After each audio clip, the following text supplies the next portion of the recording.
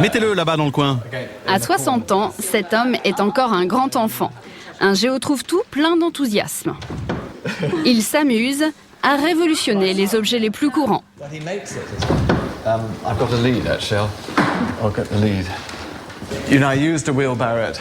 Un jour, j'utilisais une brouette à la maison et la roue de la brouette s'embourbait. Je me suis dit, mais c'est dingue. Alors, j'ai mis un gros ballon à la place de la roue et j'ai ajouté des pieds larges pour que ça ne s'enfonce plus dans le sol. Et comme ça chavire plus. Sa toute dernière invention, il la cache dans sa salle de bain. Alors ça, c'est mon sèche-main. Alors, je me lave les mains. Je mets un peu de savon. Un sèche-main 4 fois plus rapide que les autres, une soufflerie digne d'un moteur d'avion. L'air sort à 600 km/h. Bon, ça fait un peu de bruit, c'est un petit problème, mais vous allez voir, ça marche. Et en plus, ça ne rejette pas de germes sur les mains. James Dyson aurait pu rester un inventeur du dimanche, mais il est devenu milliardaire grâce à une autre trouvaille, beaucoup plus célèbre, et déjà vendue à 20 millions d'unités dans le monde. Et dans les magasins, on trouve même sa photo, un peu comme une rockstar, sur tous les produits qui portent son nom. Dyson, le nouveau roi de l'aspirateur, devenu en 15 ans la bête noire de tous les autres fabricants d'électroménagers du monde.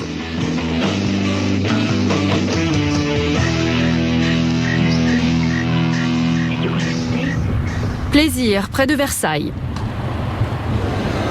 Dans ce magasin d'électroménager, au rayon aspirateur, on a l'embarras du choix. Une cinquantaine de modèles et uniquement des grands noms. Electrolux, Roventa ou encore Hoover. Et tout au bout du rayon, l'OVNI de James Dyson. Un look à part, on dirait des bouteilles de plongée. Un design qui a un prix, ces aspirateurs sont parmi les plus chers, de 220 à 549 €. Et ils doivent surtout leur succès à une révolution, ce sont des aspirateurs sans sac. Alors, qu'est-ce que je peux faire pour vous ? Écoutez, moi, nous sommes intéressés par un aspirateur sans sac. Je vous montre. Oui. D'accord. Et avec ces aspirateurs de luxe, c'est un peu comme quand on achète une voiture au garage. On vous propose de faire un petit tour de chauffe. Bon, comme ça. Je vous le laisse. Plus de sac, la poussière est recueillie dans un bac en plexiglas grâce à la force centrifuge. Donc on risque pas de... Bah là, ça vous donne ça. Ah oui, d'accord. Oui, d'accord. Voilà. Et le fait que ce soit transparent, qu'on voit la poussière, ça vous dégoûte Au pas ? contraire, je suis contente de voir ce que je récupère. Avec son invention, Dyson dépoussière un appareil qui ronronnait depuis 100 ans. Ohio, nord-est des États-Unis, en 1908. William Hoover va faciliter la vie de millions de ménagères américaines. Bye bye le balai, cette machine va déloger la poussière au cœur des carpettes. Les Françaises succombent à leur tour dans les années 60. Les journées laborieuses me sont légères, les corvées ennuyeuses. Rien ne va évoluer jusqu'à un soir d'octobre 1978. Nous sommes dans une petite ville à 200 km de Londres. Un simple sujet britannique s'arrache les cheveux en faisant le ménage. Un jour, j'utilisais un aspirateur, c'était un samedi, et ça marchait mal. Alors j'ai acheté un nouveau sac, ça a bien aspiré, enfin au début, parce qu'au bout de la deuxième ou troisième pièce, l'aspiration a chuté de nouveau. Alors ça m'a énervé. Ça m'a vraiment rendu dingue qu'un aspirateur fonctionne aussi mal, pas parce que le sac est plein, mais parce que les parois du sac sont très vite bouchées quand la poussière commence à s'accumuler à l'intérieur. Alors, il va avoir une idée complètement folle. Inventer un aspirateur sans sac. Ça n'impressionne pas James Dyson. Il a fait de brillantes études. Diplômé d'une prestigieuse école de design de Londres, il est aussi ingénieur. À 30 ans, ce touche-à-tout a déjà plusieurs inventions à son actif. un bateau à fond plat utilisé par l'armée et sa fameuse brouette tout-terrain. Marié et père de 3 enfants, il lâche tout et prend un risque énorme pour une histoire d'aspirateur. Sa femme, Deirdre, est seule pour faire bouillir la marmite. Aujourd'hui, Deirdre Dyson, elle aussi designer, vit de son commerce de tapis de luxe dans cette boutique de Londres. Les années de vache maigre sont loin derrière, mais l'épouse de l'inventeur ne les a pas oubliées. Je donnais des cours du soir, des cours de peinture, parce que dans la journée, je ne pouvais pas travailler à cause des enfants que je devais garder. Je peignais quelques tableaux, mais pas beaucoup, c'était plus de l'argent de poche. À un moment, on était si mal qu'on a dû faire un emprunt. Et en fait, on a dû hypothéquer la maison. Si les affaires n'avaient pas marché, on aurait perdu la maison. C'était une décision très importante qu'on a prise avec un avocat. Et il nous a demandé si on réalisait bien ce qu'on faisait.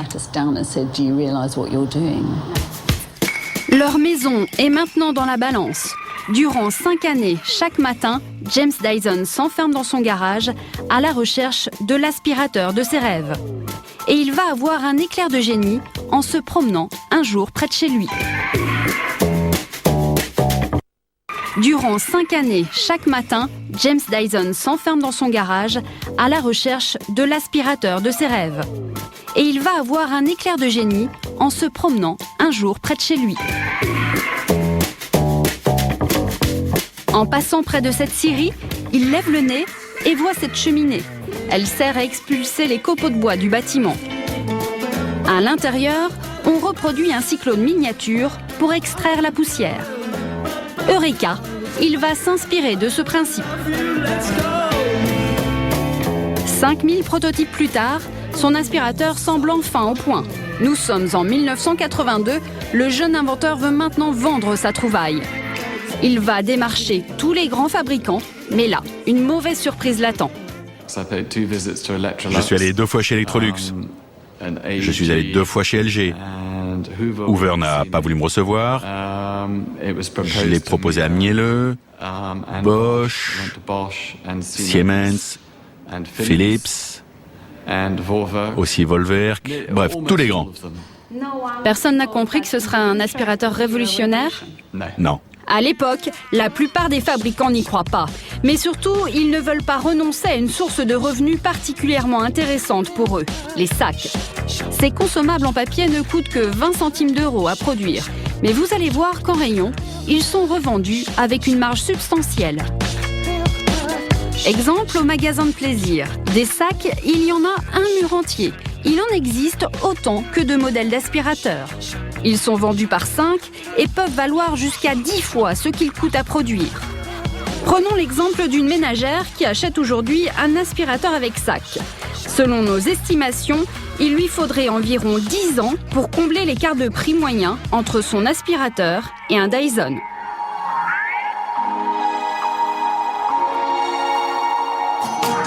En 1983, devant tous ces refus, Dyson décide de promouvoir lui-même son modèle sans sac. Il réussit à se faire inviter sur le plateau du Télématin anglais pour en faire la démonstration.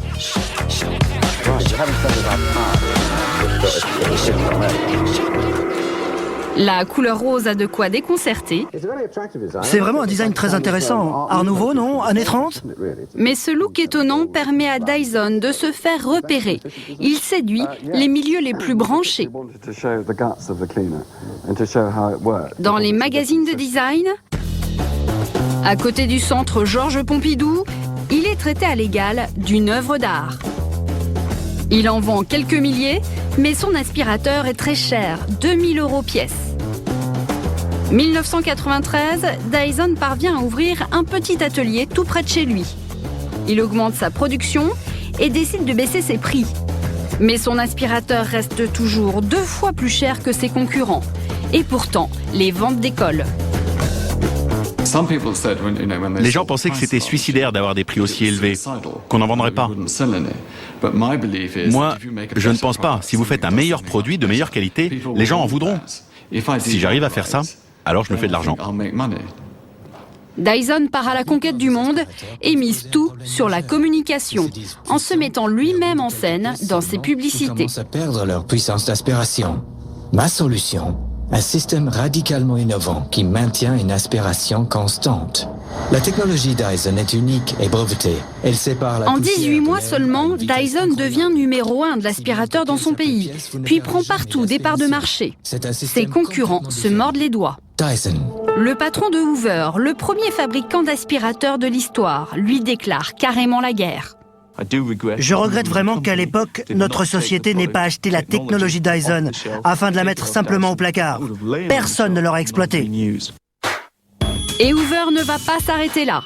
En 99, il lance à grand renfort de publicité son premier aspirateur sans sac, une copie de Dyson. Mais l'inventeur l'attaque en justice, il gagne son procès et triomphe devant les caméras. Hoover doit retirer ses aspirateurs et en plus, Dyson empoche plus de 6 millions d'euros. Depuis, il verrouille toutes ses inventions et son entreprise est devenue une forteresse.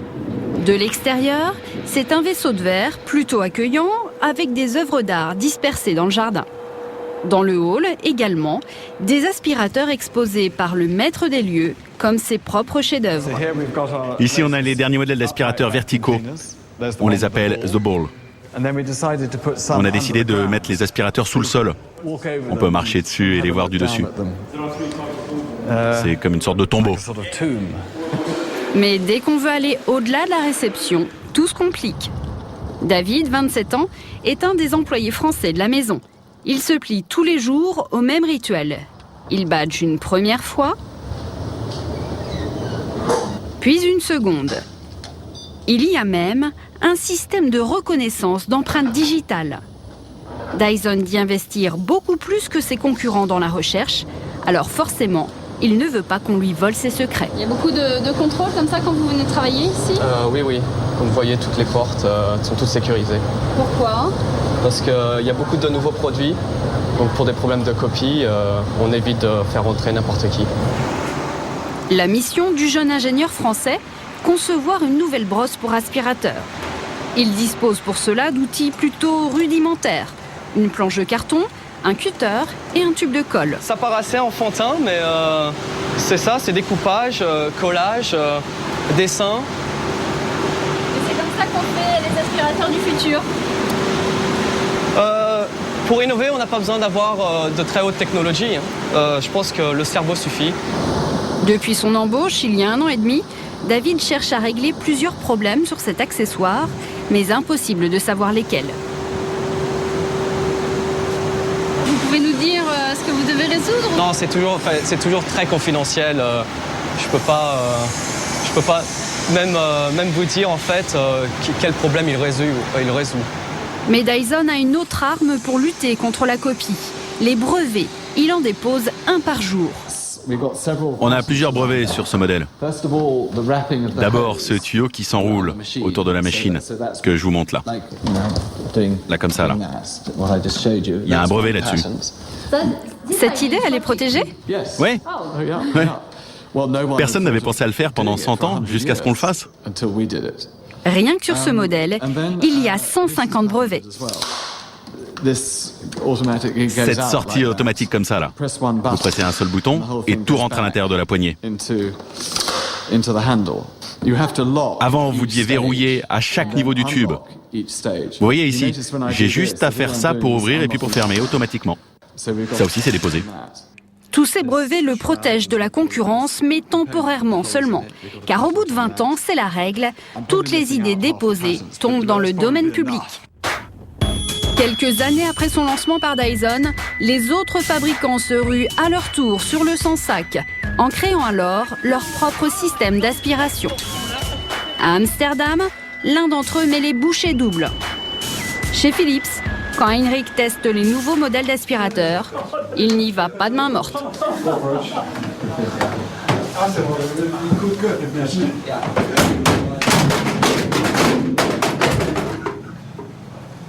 Je remets tout en place. Ce genre de torture, c'est un test obligé pour tous les aspirateurs sans sac conçus dans l'entreprise. À première vue, l'aspirateur a l'air d'avoir tenu le coup. Rien de cassé. Effectivement, l'appareil semble avoir encaissé le choc. Test des roues, de la brosse et des flexibles, tout y passe. Le géant de l'électroménager s'est lancé dans la bataille du sans-sac il y a 2 ans seulement et il veut rattraper le temps perdu. Tamo dirige le design. Dans ce grand bureau travaillent sous ses ordres une quinzaine de créateurs.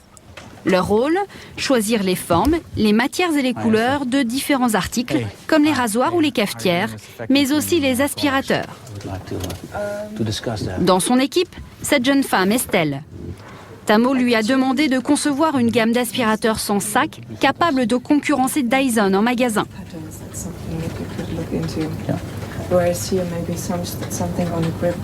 Sur le marché français, ils ont déjà réussi à hisser ce modèle de moyenne gamme parmi les meilleures ventes.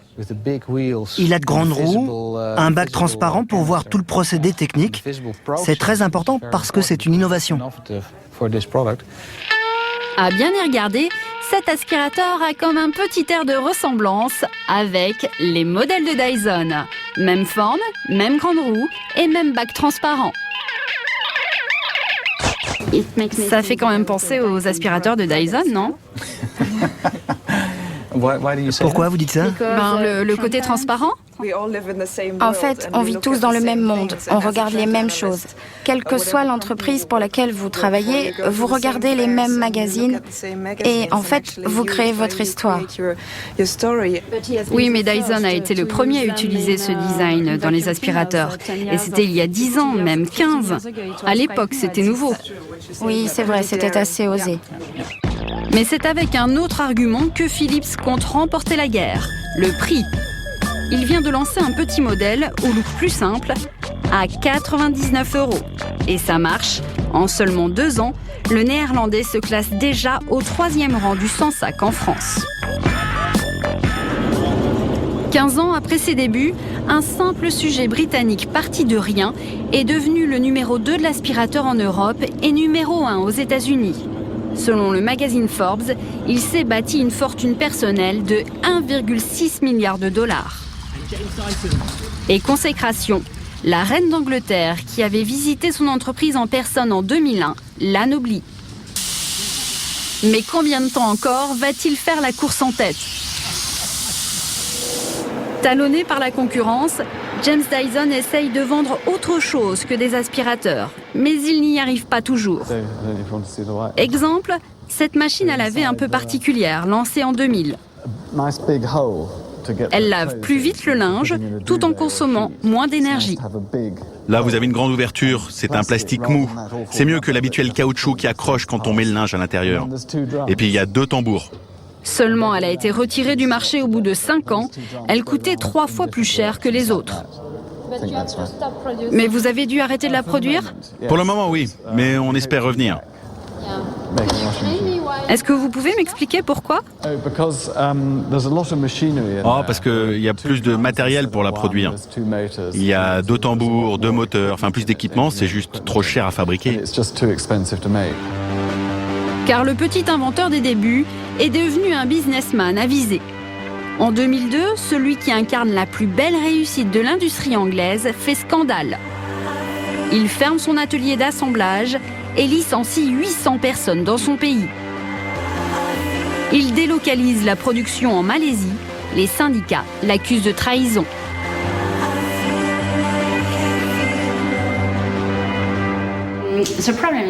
Le problème, c'est que l'année qui a suivi la délocalisation, j'ai lu dans la presse que vous étiez versé 17 millions de livres. Cette rétribution a peut-être été mal perçue par le public. Non, je pense pas. Non? Non, j'ai travaillé pendant 30 ans, j'ai pris des gros risques, j'ai hypothéqué ma maison. Au début, les banques n'ont pas voulu me suivre, j'ai dû m'endetter. Pendant des années, j'étais au bord de la faillite. Personne ne va me reprocher de gagner de l'argent. À 60 ans, le roi de l'aspirateur est toujours le seul et unique actionnaire de son entreprise. Aucun de ses 3 enfants ne travaille avec lui et personne ne sait qui va reprendre l'empire Dyson. Voilà, cette émission est maintenant terminée. Nous l'avons préparée avec Jean-Bernard Schmitt, Thibaut Formery, Audrey Glohagen, Emmanuel Leclerc, Emmanuel Gagné, Capucine Petre, Laurent Renaudy, ainsi que les équipes de Kamikaze Productions. Tout de suite, enquête exclusive. Bonsoir et bonne semaine.